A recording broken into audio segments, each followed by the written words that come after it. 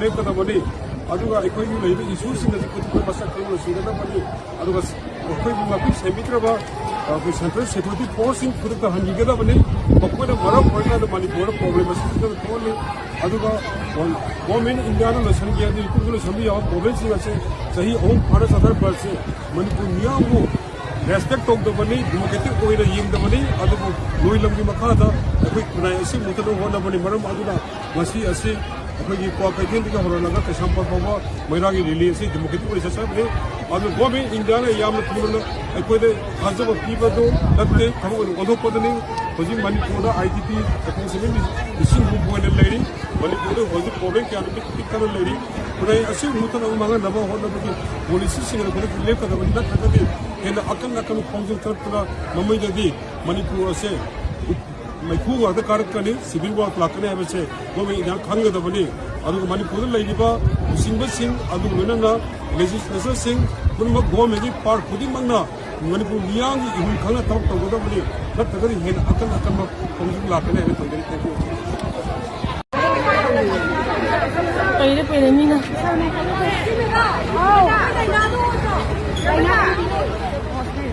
anh đang tăng kinh tế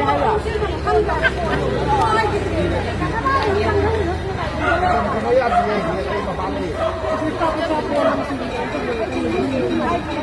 ngoài kiếm này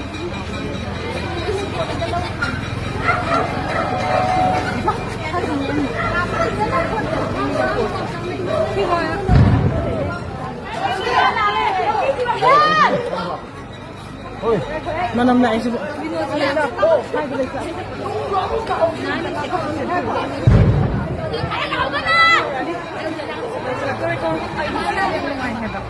chưa là bây giờ tôi đi ăn đi được xuống đấy anh đi ăn đi được xuống xiên vậy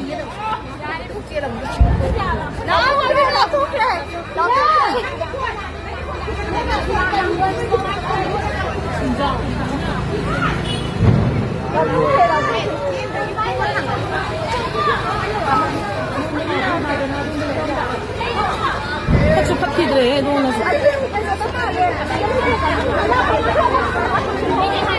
xin mì khuyên gì thế luôn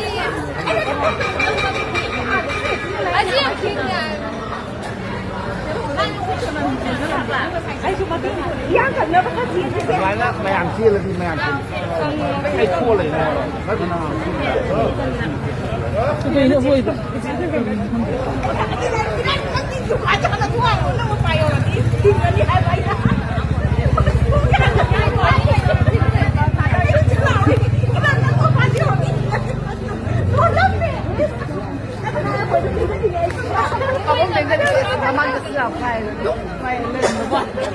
你用看看。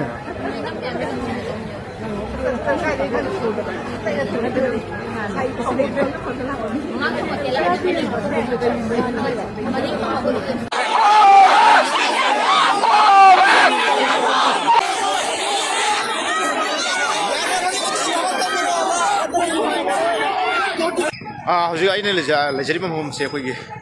Imphal waste की सिंजमई बाजार दनी अदु हारिब मफम से अखोई अमुकोन सिलगा हाब तारे अमुकोन सिलगा मियाम की ओइबा rally हाब तारे मैरा रैली मा चलप ममी दनी हारिब मफम से चिंगा मथक उठलकले हारिब से अखोई लिलोंग दगी हाब तारे ने याम लो मियाम ना लिलोंग दगी चलप दना हौजी से सिंजमई बाजार लांथरोकले सिंगा बाजार लांथरोक मतुन अखोई चिंगा मथक हाब तारे चिंगा मथक उठलकले अदु यामलबा सिक्योरिटी फोर्स ना कोई थला थला लाई है तारे हारी मफम से कोई सिंजमई की जो कोई मणिपुर की मिनिस्टर ओइबा युनाव खिंचान की केंद्र अमक ओइबनिना हारिबा मफम से कोई फतन थोक्तनबगी दमकता यामना सेक्शनना कोई सिक्योरिटी फोर्स ना ngakpagi mami yamna sangwa tari adu mami yamna sangwa taraga su hariba मैरागी रिली से असुकी मतिक यामना हाइतारि मियाम से असुकी मतिक यामना मरम ओरकांदा सिंजमई बाजार सिंगा मथक हेजलकले हेजल फावा खोगी मियाम की खुलाव से खोगी मणिपुर की खोगी सेंट्रल फोर्सिंग लखोक्राबनी सेंट्रल फोर्सिंग लखोक मतुंदा खोगी हारिबा इरांग हरकपदगी हौना खोगी चिंगोंसियादा लैबा सेंट्रल फोर्सिंग जे सेंट्रल फोर्सिंग की महुता खोगी स्टेट फोर्स ना महुत सिलकांदा मफम अदुदा लैबा मियाम सिंग से इंग तक पुरकनबा central force ngaga thambio haibda kulau kaya amsu labu loina tonglau bigi thoka leikhidraba pili bangang du koi ꯍꯥꯠꯈꯤꯕꯗ ꯆꯦꯟꯅꯕ ꯃꯤꯑꯣꯏꯁꯤꯡ ꯑꯍꯛꯄ ꯆꯩꯔꯥꯛ ꯄꯤꯌꯨ ꯍꯥꯏꯕ ꯈꯣꯜꯂꯥꯎ ꯀꯌꯥ ꯑꯃꯁꯨ ꯂꯥꯎꯕꯒ ꯂꯣꯏꯅꯅ ꯍꯥꯏꯔꯤꯕ ꯃꯤꯌꯥꯝꯒꯤ ꯈꯣꯜꯂꯥꯎ ꯑꯁꯤ ꯃꯤꯌꯥꯝꯒꯤ ꯃꯌꯥꯒꯤ ꯔꯦꯂꯤ ꯑꯁꯤ ꯍꯧꯖꯤꯛ ꯐꯥꯎꯕ ꯑꯩꯈꯣꯏꯒꯤ ꯁꯤꯒꯨꯝꯕ ꯆꯤꯡꯅꯥꯎ ꯃꯊꯛ ꯌꯧꯁꯤꯜꯂꯛꯂꯦ ꯍꯥꯏꯔꯤꯕ ꯆꯤꯡꯅꯥꯎ ꯃꯊꯛ ꯑꯁꯤꯗ ꯑꯩꯈꯣꯏꯒꯤ ꯃꯤꯌꯥꯝꯒꯤ ꯈꯣꯜꯂꯥꯎ ꯑꯁꯤ ꯑꯗꯨꯃꯛ ꯌꯥꯝ ꯀꯟꯅ ꯂꯥꯎꯔꯒꯁꯨ ꯂꯥꯛꯂꯤꯕ ꯃꯇꯝꯁꯤꯗ ꯑꯩꯈꯣꯏꯒꯤ ꯁꯦꯟꯇ꯭ꯔꯦꯜ ꯐꯣꯔꯁ ꯑꯁꯤ ꯁ꯭ꯇꯦꯠ ꯐꯣꯔꯁꯀꯤ ꯑꯀꯟꯕ ꯆꯦꯛꯁꯤꯟ ꯊꯧꯔꯥꯡꯒ ꯂꯣꯏꯅꯅ ꯍꯧꯖꯤꯛ ꯌꯥꯝ ꯀꯟꯅ ꯁꯦꯟꯅꯕꯒꯤ ꯃꯅꯤꯡꯗ ꯎꯔꯤꯕꯁꯤ ꯑꯗꯨꯕꯨ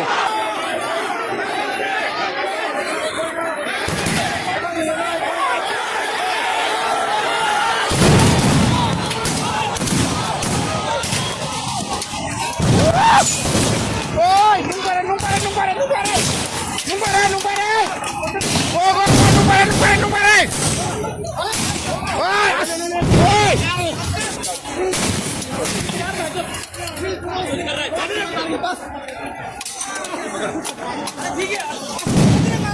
Ôi, ꯍꯧꯖꯤꯛꯁꯦ ꯌꯥꯝꯂꯕ ꯃꯤꯌꯥꯝꯅ ꯑꯀꯟꯕ ꯈꯣꯡꯖꯪ ꯆꯪꯈꯠꯂꯛꯄꯒ ꯂꯣꯏꯅꯅ ꯆꯤꯡꯉꯥ ꯃꯊꯛ ꯌꯧꯁꯤꯜꯂꯛꯄꯒ ꯍꯥꯏꯕ ꯇꯥꯔꯦꯅꯦ ꯃꯤꯌꯥꯝꯒꯤ ꯈꯣꯜꯂꯥꯎ ꯑꯁꯦ ꯍꯦꯟꯒꯠꯂꯛꯄꯗꯅ ꯑꯩꯈꯣꯏꯒꯤ ꯃꯤꯌꯥꯝꯒꯤ ꯏꯍꯧꯁꯦ ꯍꯥꯏ ꯇꯥꯔꯦꯅꯦ ꯆꯪꯁꯤꯟꯕ ꯍꯦꯟꯖꯤꯜꯂꯛꯇꯅ ꯍꯥꯏꯕ ꯇꯥꯔꯦꯅꯦ ꯑꯩꯈꯣꯏꯒꯤ ꯁꯤꯡꯖꯃꯩꯒꯤ ꯆꯤꯡꯉꯥ ꯃꯊꯛꯀꯤ ꯑꯩꯈꯣꯏꯒꯤ ꯇ꯭ꯔꯥꯐꯤꯛ ꯄꯣꯏꯟ ꯍꯥꯏꯕ ꯇꯥꯔꯦꯅꯦ ꯃꯁꯤꯗꯒꯤ ꯑꯩꯈꯣꯏꯒꯤ ꯂꯩꯔꯒ ꯆꯠꯈꯤꯒꯗꯧꯕꯅꯤ ꯑꯗꯨꯕꯨ ꯂꯩꯔꯒ ꯆꯠꯄꯒꯤ ꯃꯍꯨꯠꯇ ꯑꯩꯈꯣꯏꯒꯤ ꯌꯥꯝꯂꯕ ꯃꯤꯌꯥꯝꯁꯤꯅ ꯇꯝꯅ ꯑꯩꯈꯣꯏꯒꯤ ꯏꯍꯧ ꯁꯥꯒꯠꯂꯛꯄ ꯍꯥꯏꯕ ꯇꯥꯔꯦꯅꯦ ꯑꯩꯈꯣꯏꯒꯤ ꯑꯀꯟꯕ ꯈꯣꯜꯂꯥꯎꯒ ꯂꯣꯏꯅꯅ ꯆꯪꯁꯤꯜꯂꯛꯄꯗꯒꯤ ꯑꯩꯈꯣꯏꯒꯤ ꯉꯥꯛꯄ ꯉꯝꯗꯅ ꯍꯥꯏꯕ ꯇꯥꯔꯦꯅꯦ ꯑꯩꯈꯣꯏꯒꯤ ꯁꯦꯀ꯭ꯌꯨꯔꯤꯇꯤ ꯐꯣꯔꯁꯀꯤ ꯃꯥꯏꯀꯩꯗꯒꯤ ꯇꯤꯌꯔ ꯀꯥꯞꯊꯣꯔꯛꯄꯗꯒꯤ ꯍꯥꯏꯔꯤꯕ ꯍꯧꯖꯤꯛꯀꯤ ꯎꯔꯤꯕ ꯐꯤꯕꯝ ꯑꯁꯤ ꯊꯣꯛꯂꯤꯕꯅꯤ ꯑꯗꯨꯕꯨ ꯁꯦꯀ꯭ꯌꯨꯔꯤꯇꯤ ꯐꯣꯔꯁꯀꯤ ꯃꯥꯏꯀꯩꯗꯒꯤ ꯌꯥꯝꯂꯕ ꯇꯤꯌꯔ ꯒ꯭ꯌꯥꯁ ꯑꯁꯨꯝꯕ ꯕꯣꯝꯅ ꯆꯤꯡꯕ ꯀꯌꯥ ꯑꯃ ꯀꯥꯞꯄꯗꯒꯤ ꯍꯥꯏꯔꯤꯕ ꯃꯤꯌꯥꯝ ꯑꯁꯤ ꯃꯩꯔꯥ ꯔꯦꯂꯤ ꯆꯠꯂꯛꯄꯁꯦ ꯄꯨꯡꯀꯥꯏ ꯀꯥꯏꯔꯒ ꯆꯦꯟꯅꯈ꯭ꯔꯦ ꯑꯗꯨꯕꯨ ꯌꯥꯝꯂꯕ ꯏꯃꯥꯁꯤꯡꯅ ꯄꯥꯏꯔꯝꯕ ꯃꯩꯔꯥ ꯔꯦꯂꯤ ꯍꯥꯏꯕ ꯇꯥꯔꯦ ꯃꯩꯔꯥꯁꯦ ꯇꯥ ꯂꯣꯏꯅꯃꯛ ꯂꯩꯍꯧꯔꯦ ꯑꯗꯨꯕꯨ ꯍꯧꯖꯤꯛꯁꯦ ꯁꯦꯀ꯭ꯌꯨꯔꯤꯇꯤ ꯐꯣꯔꯁꯀꯤ ꯃꯥꯏꯀꯩꯗꯒꯤ ꯇꯤꯌꯔ ꯒ꯭ꯌꯥꯁ ꯑꯁꯨꯝꯕ ꯕꯣꯝ ꯀꯥꯞꯄꯅ ꯃꯔꯝ ꯑꯣꯏꯔꯀꯥꯟꯗ ꯍꯧꯖꯤꯛꯁꯦ ꯁꯣꯔ ꯐꯨꯟꯕꯁꯨ ꯑꯩꯈꯣꯏ ꯋꯥꯔꯦ ꯁꯣꯔ ꯍꯣꯟꯕꯁꯨ ꯋꯥꯔꯦ ꯑꯗꯨꯒ ꯍꯥꯏꯔꯤꯕ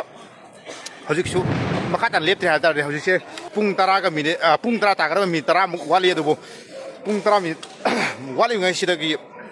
ꯍꯧꯅ ꯌꯥꯝꯂꯕ ꯃꯤꯌꯥꯝꯁꯦ ꯑꯩꯈꯣꯏ ꯁꯦꯀ꯭ꯌꯨꯔꯤꯇꯤ ꯐꯣꯔꯁꯀꯤ ꯃꯥꯏꯀꯩꯗꯒꯤ ꯍꯥꯏꯇꯥꯔꯦ ꯇꯤꯌꯔ ꯒ꯭ꯌꯥꯁ ꯁꯦꯟ ꯀꯥꯞꯇꯨꯅ ꯇꯪꯈꯥꯏꯕꯒꯤ ꯊꯕꯛꯅꯤ ꯑꯗꯨꯒ ꯇꯤꯌꯔ ꯒ꯭ꯌꯥꯁꯅ ꯀꯥꯞꯄꯒꯤ ꯃꯒꯨꯟꯁꯤ ꯑꯩꯈꯣꯏꯒꯤ ꯑꯩ ꯏꯁꯥꯐꯥꯎꯁꯨ ꯍꯥꯏꯇꯥꯔꯦꯅꯦ ꯃꯩꯈꯨꯁꯤꯗ ꯂꯩꯕ ꯌꯥꯔꯛꯇ꯭ꯔꯦ ꯃꯤꯌꯥꯝꯁꯦ ꯑꯩꯈꯣꯏꯒꯤ ꯀꯥꯏꯗꯅ ꯍꯧꯖꯤꯛꯐꯥꯎꯕ ꯑꯗꯨꯝ ꯀꯥꯞꯄ ꯂꯦꯞꯇ꯭ꯔꯤ ꯍꯥꯏꯕ ꯇꯥꯔꯦ ꯃꯈꯥ ꯇꯥꯕ ꯄꯥꯎ ꯑꯗꯨꯝ ꯇꯥꯃꯤꯟꯅꯁꯤ ꯉꯥꯏꯃꯤꯟꯅꯁꯤ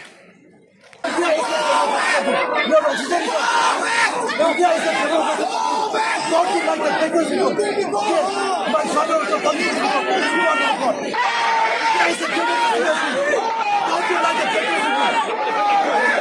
the